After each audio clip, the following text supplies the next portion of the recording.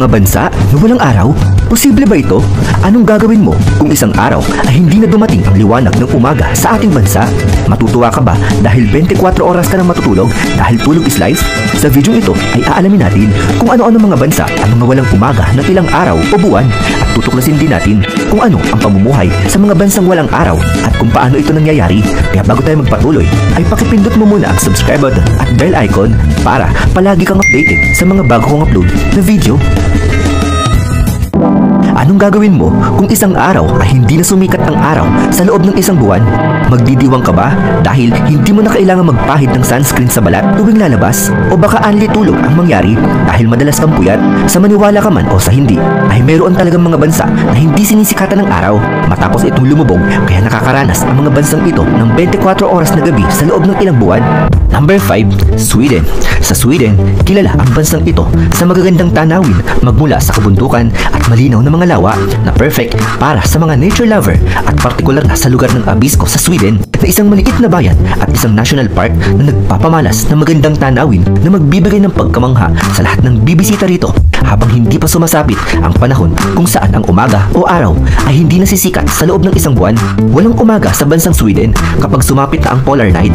Ito ay nagsisimula sa bandang huling bahagi ng Nobyembre at natatapos sa kalagitnaan ng Enero kung saan ang buong kalangitan ay nananatiling madilim na tila walang umaga at partikular ito sa pinakadulong bahagi ng hilagang Sweden, lalo na sa lungsod ng Kiruna. Bago pa man sumapit ang polar night, nagsisimula na ang Northern Lights season sa bansang Sweden. Sa kabila ng isang buwan na walang araw, patuloy pa rin ang buhay.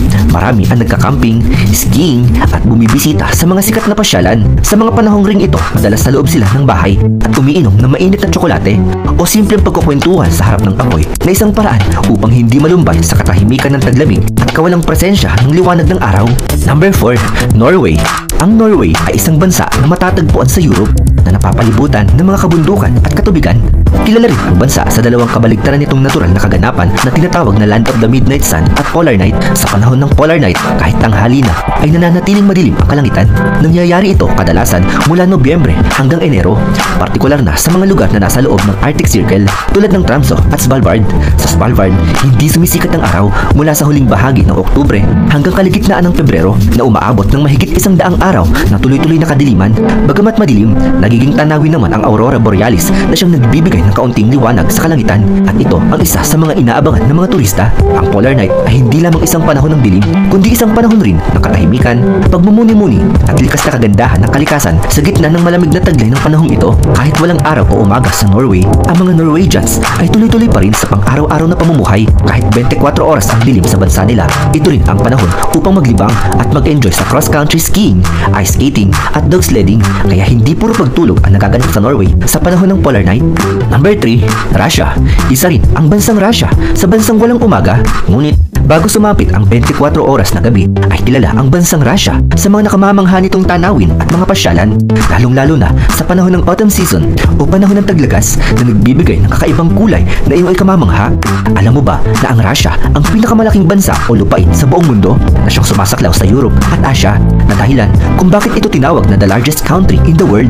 Hindi sumisikat ang araw sa bansang Russia sa lugar ng hilagang bahagi ng Russia, partikular na sa Norilsk na nararanasan ang kawalan ng umaga o 24 oras na gabi sa loob ng mahigit na 40 araw na maaari magsimula sa huling bahagi ng Nobyembre at matatapos sa kalagitnaan ng Enero. Sa panahong ito, ang buong lungsod at iba pang parte ng Russia ay nananatiling madilim na may maliit na liwanag o twilight sa 10 oras ng hapon.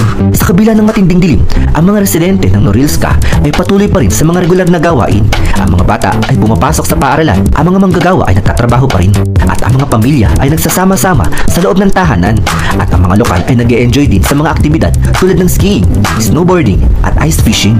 Ang mga turista ay dumadayo upang masaksihan ang Northern Lights at maranasan ang kakaibang klima ng kanilang rehiyon sa kanilang bansa. Number 2. Finland. Ang Finland ay binansagang the land of 1,000 lakes and islands dahil mayroon itong humigit kumulang 160,000 lawa at 179,000 isla. Isa ito sa mga bansa sa Europe na kilala sa kakaibang fenomena ng araw at gabi. Sa hilagang bahagi ng Finland, partikular na sa panahon ng taglamig, nararanasan ang tinatawag na Polar Night kung saan hindi sumisikat ang araw sa loob ng 51 days o halos 1.5 buwan na kadalasan na nagsisimula sa huling bahagi rin ng Nobyembre na natatapos din sa huling bahagi ng Enero. Dahil dito, ang mga tao sa Finland ay medyo madalas matulog dahil sa epekto ng panahon at kawalang presensya ng araw. Kung ikaw ay bibisita sa Finland sa panahon ng autumn o spring season, maaari mong masaksihan ang kahangahangang Northern Lights o Aurora Borealis na nagbibigay ng liwanag sa kalangitan. Number 1. Canada.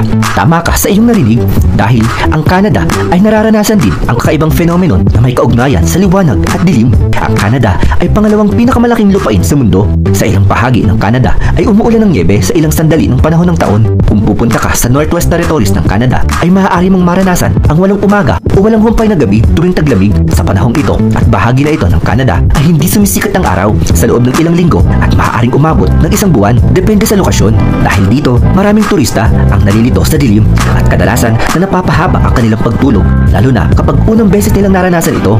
Sa kabila ng dilim na dulot ng polar night, perfect dito na subukan ang masasarap na pagkain, winter camping at pagmasdan ang Aurora Borealis o Northern Lights sa mga nais gumala o mag-party sa bansa nila. Tiyak na mas kakaibang karanasan ang 24 oras na gabi kung saan ang paglalakad sa ilalim ng madilim na kalangitan ay makikita mo ang mga maliliwanag na ilaw sa kalsada at maging ang Northern Lights na maaari makapagbigay ng aliw.